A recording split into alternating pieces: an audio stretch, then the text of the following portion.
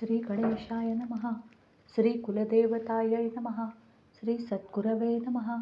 श्रीराम जय राम जय जय राम. अध्यात्म रामायण अरण्यकांडम षष्ठः सर्गः. श्री शंकर म्हणाले, असा रात्रभर विचार करून आणि आपणाला जे काही करावयाचे त्याची निश्चित योजना मनात ठरवून तो बुद्धिमान रावण प्रभातकाली रथावर आरूढ झाला. तो समुद्राच्या पहिल्या तीरावर असणाऱ्या मारीचाच्या गृही गेला. तेथे मारीच जटा आणि वल्कले धारण करून राहिला होता. स्वतः निर्गुण असून गुणांना भासविणाऱ्या परमात्म्याचे तो ध्यान करीत होता. समाधी उतरल्यावर त्याने आपल्या घरी आलेल्या रावणाला पाहिले. ताबडतोब उठून त्याने रावणाला आलिंगन दिले आणि त्याची यथाविधी पूजा केली. यथायोग्य आदरातिथ्य होऊन रावण सुखाने बसला असता मारीच त्याला बोलला, रावणा, आज तुझे येथे येणे एकाच रथानिशी झाले आहे. काहीतरी कार्याचा विचार मनात सारखा चालला आहे, त्यामुळे तू चिंताग्रस्त दिसत आहेस. ह्यात काही गोप्य नसेल तर मला सांग, मी तुला इष्ट असेल ते करीन. राजश्रेष्ठा, ती गोष्ट न्याय्य असेल तरच सांग, कारण पाप मला न लागावे. रावण म्हणाला, अयोध्या नगरीचा दशरथ नावाचा राजा होता. त्याचा ज्येष्ठ पुत्र राम नावाचा असून तो सत्यपराक्रमी आहे. राजा दशरथाने आपल्या ह्या पुत्राला बंधू लक्ष्मण आणि पत्नी सीता यांसह रानटी लोकांना प्रिय अशा अरण्यात घालविले. तो अरण्यात पंचवटी नावाच्या पुण्याश्रमात राहत आहे. त्याची पत्नी सीता आहे. तिचे नेत्र विशाल आहेत. ती सुंदरी लोकांना मोह उत्पन्न करणारी अशी आहे. माझ्या महापराक्रमी राक्षसांना आणि खराला अपराधा वाचून रामाने मारले असून सध्या तो निर्भय होऊन वनात राहिला आहे. माझी बहीण शूर्पणखा अगदी निर्दोष असून तिचे नाक आणि कान त्या दुष्टाने कापले आहेत. त्यामुळे आता तो वनात निर्भय राहत आहे. म्हणून तुझे साह्य घेऊन तेथे जावे आणि राम अरण्यात नाही अशा वेळेला त्याच्या प्रिय पत्नीला घेऊन यावे असे मी योजिले आहे. तू मायेने हरणाचे रूप घ्यावे आणि आश्रमापासून राम आणि लक्ष्मण यांना दूर न्यावे, म्हणजे मी सीतेचे हरण करीन. अशा रीतीने मला साह्य करून तू पूर्ववत आपल्या ठिकाणी जाऊन राहावे. असे रावण बोलला. ते ऐकून मारीचाला आश्चर्य वाटले. तो म्हणाला, तुझा सर्वस्वी घात होईल असा उपदेश तुला कोणी केला? जो असा उपदेश करून तुझ्या नाशाची वाट पाहत आहे तोच तुझा शत्रू असून त्याचा तू वध केला पाहिजे. रामाच्या पराक्रमाचे स्मरण होऊन माझे अंतःकरण अजूनही भयग्रस्त होते. कौशिकाच्या विश्वामित्राच्या यज्ञरक्षणाकरता बालपणीच राम आला असता एकाच बाणाने त्याने मला 100 योजने दूर समुद्रात फेकून दिले.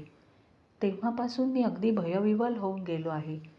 वरचेवर त्याची मला आठवण होऊन जिकडे तिकडे मला एक रामच दिसत आहे. दंडकारण्यातही पूर्वीचे वैर मनात आणून मी एकदा तीक्ष्ण शिंगांच्या हरणाचे रूप धारण केले व माझ्यासारख्या पुष्कळांना बरोबर घेऊन त्याच्यावर धावून गेलो. सीता आणि लक्ष्मण ह्यांसह राम जेथे होता त्या ठिकाणी त्यास मारण्यास उद्युक्त होऊन मी त्वरेने गेलो. मला आलेला पाहताच रामाने मजवर एक बाण टाकला. राक्षसश्रेष्ठा, त्या बाणाने हृदयाच्या ठिकाणी विद्ध होऊन गोलांट्या खात खात मी समुद्रात येऊन पडलो. तेव्हापासून भयभीत होऊन मी ह्या पीडारहित स्थळी राहत आहे. रामाचा मला सर्वत्र सतत भास होत असतो, इतका की सर्व उपभोग्य पदार्थांच्या ठिकाणीही रामाचा भास होऊन मला भ्यायल्यासारखे होते. ज्यांचे पहिले अक्षर र आहे असे राजा, रत्न, रमणी, रथ इत्यादी शब्दही कानी पडले तरी मला भय वाटते. राम आला की काय ह्या शंकेने बाहेरची सर्व कामे मी सोडून दिली आहेत.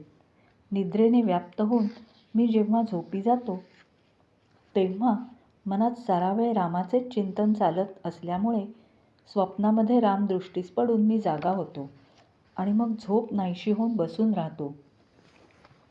तरी तू रामासंबंधीचा आग्रह सोडून घरी जा आणि चिरकाल परंपरेने चालत आलेल्या राक्षस कुलाचे पालन कर.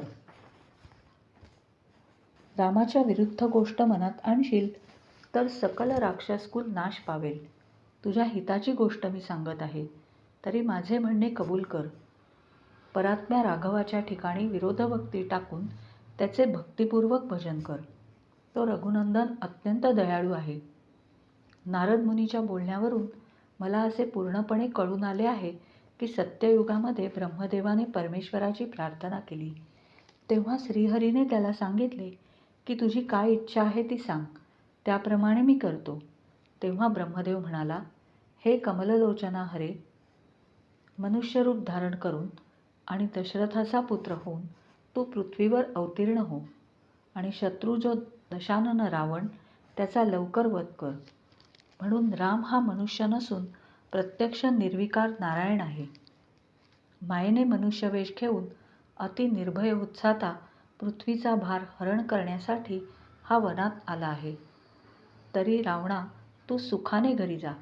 हे मारीचाचे भाषण ऐकून रावण बोलला, ब्रह्मदेवाच्या प्रार्थनेवरून परमात्मा राम मला मारण्याकरता जर मनुष्यरूप धारण करून प्रयत्नपूर्वक येथे आला आहे, तर तो सत्यसंकल्प प्रभू लवकरच त्याप्रमाणे करील आणि म्हणूनच शक्य ते प्रयत्न करून मी रामापासून सीतेला आणणार. हे वीरा, रणाच्या ठिकाणी माझा वध झाल्यास मला परमपदाची प्राप्ती होईल. त्याच्या उलट रामाला युद्धात मी मारले तर सीतेची प्राप्ती होऊन मी निर्धास्त होईल. म्हणून हे महाभागा मारीचा, उठ, विचित्र मृगाचे रूप धारण कर आणि राम आणि लक्ष्मण हे आश्रमापासून बरेच दूर जातील असे कर. मग तू सत्वर घरी जाऊन पूर्वीप्रमाणे सुखात राहा. ह्या उपर मला भिवविणारे काही भाषण केलेस तर येथेच तुला ह्या तलवारीने ठार करीन, ह्यात संशय नाही.